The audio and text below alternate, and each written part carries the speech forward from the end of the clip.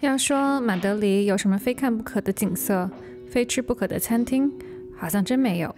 但正是这份非必要，让人能够不紧不慢，反而更能和惊喜不期而遇。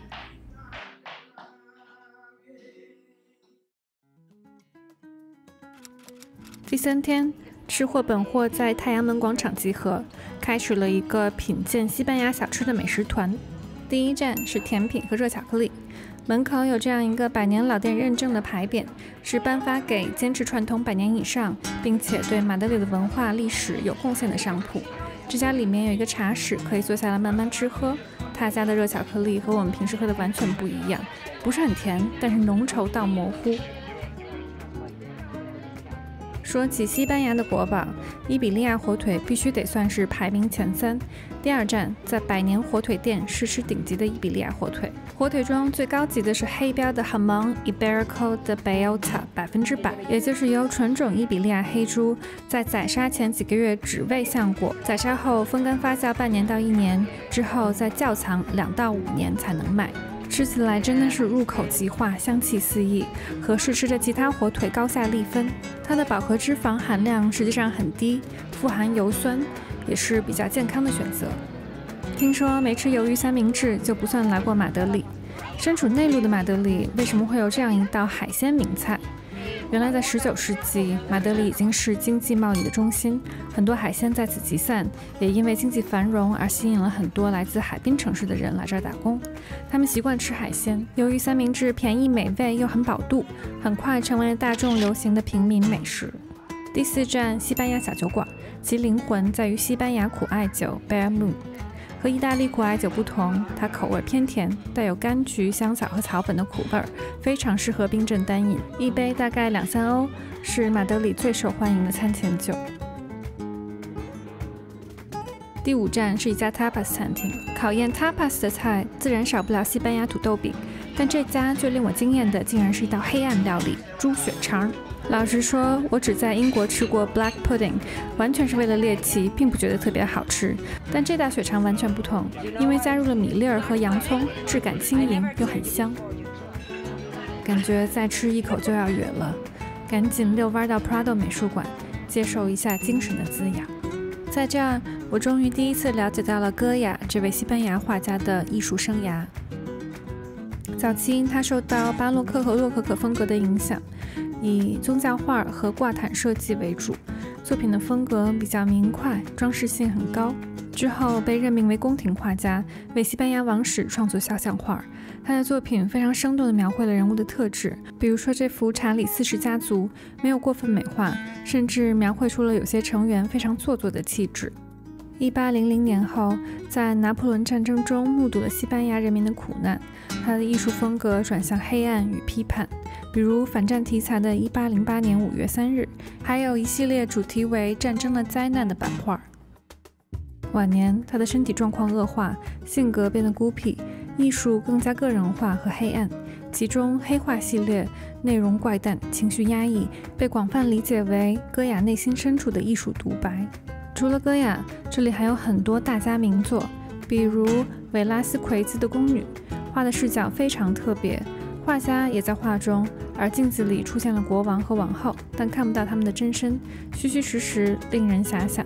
还有荷兰画家博斯的人间乐园，通过3联画展示伊甸园、人间和地狱的情景，细节之丰富，画风之奇幻之荒诞。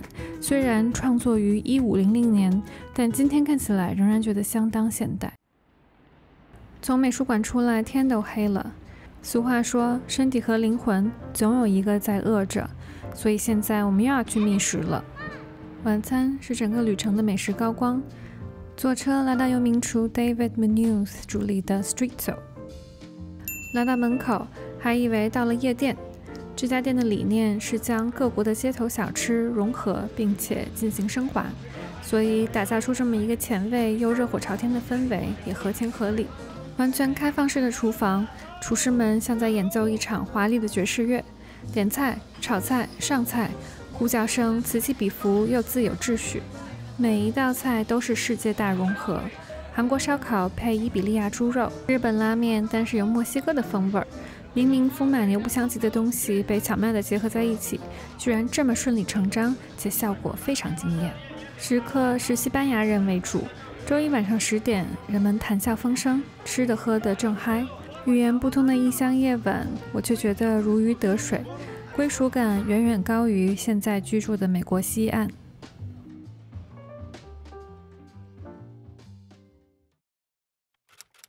和之前去过的San Miguel市场不同，萨拉曼卡区的和平市场主要服务本地的居民。虽然也有100年以上的历史，但里面现代又整洁，市场不大，食品质量很高，不愧是富人区的街市。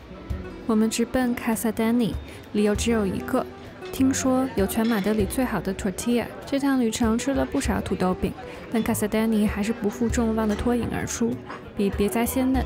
配一杯咖啡就是完美的早餐。这家市场离马德里的名店街 Serrano 很近，大牌和小众潮牌俱全，吃完正好逛街消食。比起普拉多美术馆，皇家美术学院附属的美术馆要安静很多，地位类似于西班牙的中央美院。我们刚刚在普拉多看过戈雅的作品，而戈雅本人曾在这里学画，后来还当过学院的院士。我被意大利画家 Giuseppe Arcimboldo 4季系列的春所吸引。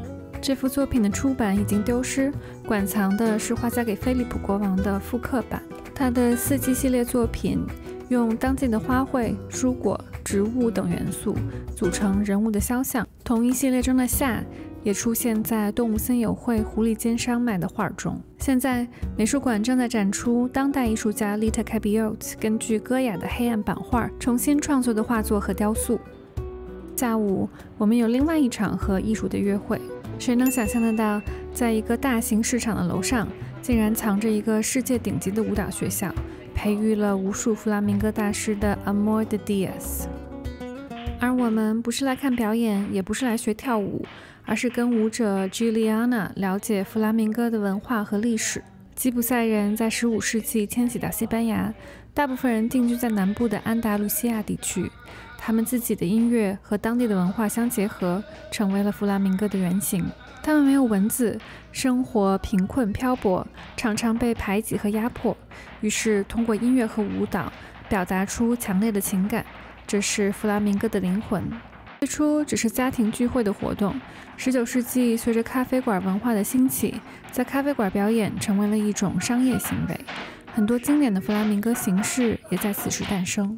3大元素是歌唱、舞蹈和吉他。表演中的即兴元素很多，需要歌手、舞者和吉他手的默契配合。弗拉明戈表达的情绪多种多样，有像梅红酒一样欢快的旋律，通常用来庆祝美好的瞬间；也有像红酒一样深邃的笙歌，表达的是悲伤、愤怒和哀叹；还有介于两者之间的情绪，基调是忧郁，但又不失希望。通过几百年的演变，弗拉明戈的风格多种多样，叫得上名字的就有50多种。看起来即兴，其实是一个需要终身学习的深奥艺术。了解完了它的历史，酒也开始上头。老师叫我把酒连瓶拿走，那我也就恭敬不如从命啦。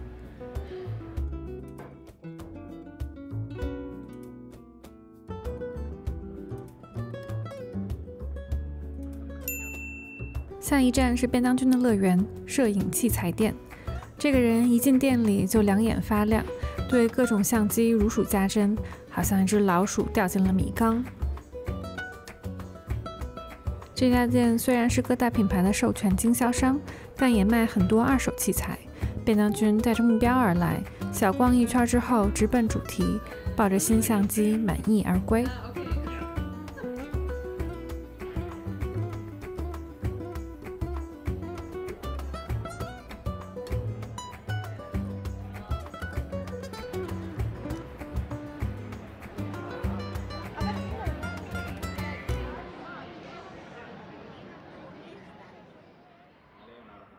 在马德里的最后一站是一家叫做解剖室的餐厅，又是晚上10点，又是十分热闹的气氛。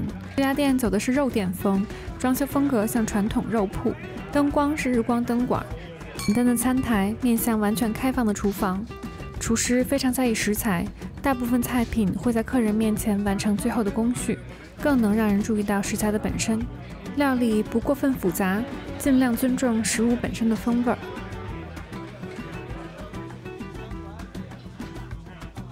邻座有人过生日，全店唱生日歌帮他庆祝，气氛真的非常好。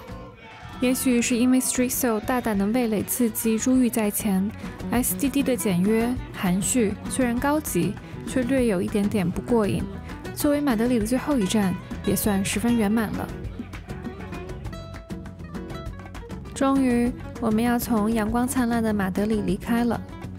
如果对马德里本地文化、历史、美食有兴趣的话，去那玩的时候，非常推荐下面这几个 Airbnb experiences。